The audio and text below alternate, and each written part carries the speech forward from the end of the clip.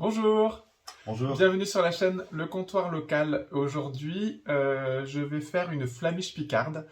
C'est une recette qui m'a été transmise par ma grand-mère, Mamoun, oralement, qui est à base de poireaux. Je vais en profiter de la belle pâte feuilletée qu'a fait Johnny hier pour pouvoir réaliser cette recette. Alors, au niveau des ingrédients, j'ai prélevé deux morceaux de pâte feuilletée, à peu près 300 grammes chacun, sachant que bon, bah, c'est une tourte, hein, donc la partie inférieure aura besoin d'un peu plus de pâte que la partie supérieure. Donc si les deux bouts que vous prélevez ne sont pas égaux, c'est pas très grave. À peu près 300 grammes chacun. 4-5 gros poireaux, là ils n'étaient pas très gros, donc j'en ai pris un peu plus. Du beurre. Alors pour les quantités, comme je vous disais, ça m'a été transmis oralement. Du coup, vous avez l'habitude ici. Hein, des proportions, c'est un peu vague. La quantité de beurre, c'est à peu près 3-4 cuillères à soupe. L'idée, c'est d'avoir la même quantité de beurre, de farine et de lait parce qu'on va faire un liant avec une espèce de sauce blanche. Donc là, il doit y avoir à peu près, à vue de nez, 75 grammes de beurre. Mais c'est pour vous donner une idée. Puis après, ça dépend de la quantité de poireaux. On peut le faire avec moins de poireaux, mais moi, j'aime bien qu'elle soit bien garnie. Donc beurre, farine, du lait, un œuf. Ma grand-mère rajoutait un œuf. Moi, je le mets pas en général parce que je trouve que ça rajoute pas grand-chose. Mais bon, là, on va le faire comme ça m'a été transmis. Et puis, ça fait des protéines en plus. Voilà. Donc la première étape, ça va être de cuire les poireaux. Moi, je les cuis au cuit-vapeur. Maintenant, c'est possible de les cuire aussi dans de l'eau bouillante. Ce qu'il faut savoir, en revanche, c'est qu'il faut qu'ils soient très essorés, enfin très secs. Ma grand-mère les faisait cuire la veille et les laissait égoutter toute la nuit. Moi, avec le cuit-vapeur, j'ai pas ce problème, ça prend beaucoup moins l'humidité. Mais si vous le faites à l'eau bouillante, soit vous les faites la veille, soit des fois ça m'est arrivé de les faire dans l'eau bouillante et de les passer en fait dans les soreuses à salade pour vraiment enlever un maximum d'humidité. Voilà, donc on fait cuire les poireaux et puis on se retrouve juste après. Alors les poireaux sont cuits. J'ai oublié de vous dire que je gardais toujours un petit peu de verre dans les poireaux parce que, je cite ma mère et ma grand-mère, ça donne plus de goût. On va maintenant passer, hop, de ce côté-là, à feu moyen, je fais fondre le beurre. Voilà, le beurre est fondu, on va y mettre les poireaux. Et on fait revenir 5 minutes en remuant un petit peu. Et au bout des 5 minutes, on vient rajouter la farine. Bon là j'en mets, ouais, j'ai pas tout mis. Je vais voir comment, ça doit un peu assécher les poireaux. Si je peux en mettre plus. Hop. Et on continue à bien touiller. Ça fait un peu comme une pâte, ça va devenir un peu plus collant. La farine va cuire avec le beurre. Et on continue de touiller jusqu'à ce que ça commence à accrocher dans le fond en fait. On voit la farine qui commence à se prendre au fond de la casserole. Et là, on vient rajouter le lait. Donc c'est pareil, je ne mets pas tout d'un coup. Au contact de la farine, ça va un peu s'épaissir. Et ça doit venir napper. Je vais tout mettre. Donc ça ne doit pas être liquide, ça doit rester onctueux, mais pas liquide. Et là, on va faire cuire, pareil, encore 5 petites minutes. Il ne faut pas que ça se desserche trop dans le fond. Mais il faut que ça prenne un petit peu. Et ça devient comme crémeux.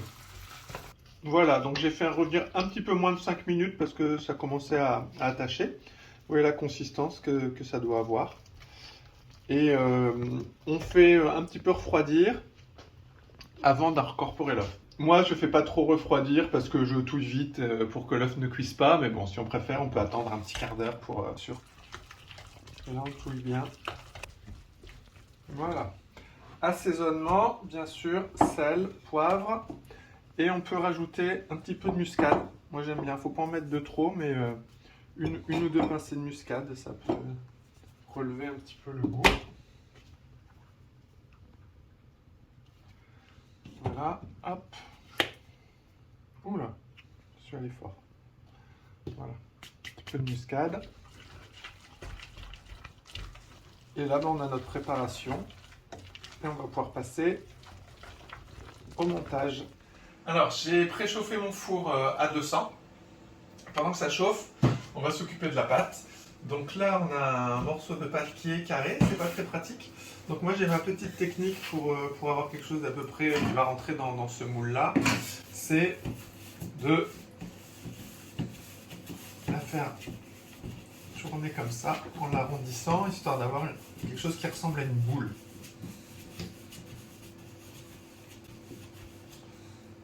Voilà.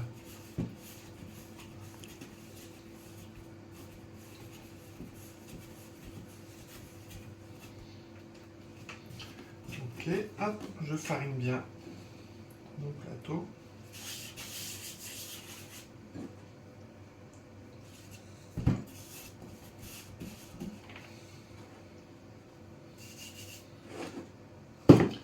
Et je l'étale et on se retrouve tout de suite. Donc voilà, on a quelque chose d'à peu près rond qui va rentrer dans le moule à manquer que j'ai beurré fariné. Il faut que ça puisse remonter sur les bords parce qu'après vous allez mettre les poireaux à l'intérieur et recouvrir et il faut pouvoir refermer. Donc il faut que ça remonte assez haut sur les bords. Hop, on va transférer ça dans le plat.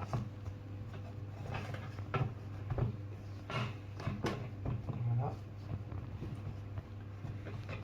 Bon, elle est largement assez étalée. Faites attention que ça aille bien jusqu'en bas.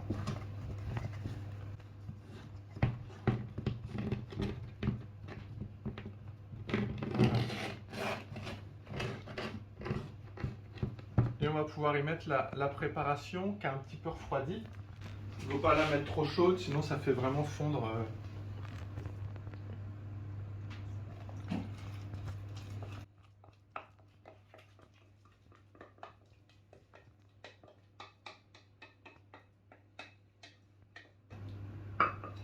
Donc vous voyez, là j'ai fait avec l'équivalent de 5 poireaux assez gros. On aurait pu en mettre facile un 6e, hein, pour que ça soit bien. Et on va faire la partie supérieure. Donc pareil, même technique. Je fais la boule, je l'étale et on se retrouve. Et voilà. Je vais prendre un couteau qui coupe pointu et en fait je vais à peu près délimiter largement le tour de mon plat. Hop. Et on peut prélever cette partie qu'on vient déposer au-dessus.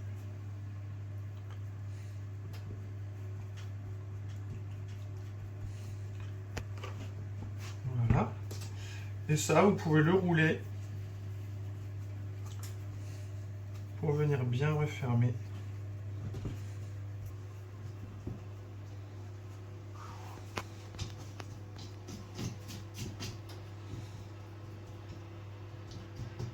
Voilà, et maintenant je vais faire une petite préparation avec un jaune d'œuf et un peu d'eau pour pouvoir la glacer, qu'elle soit jolie à la cuisson. A tout de suite.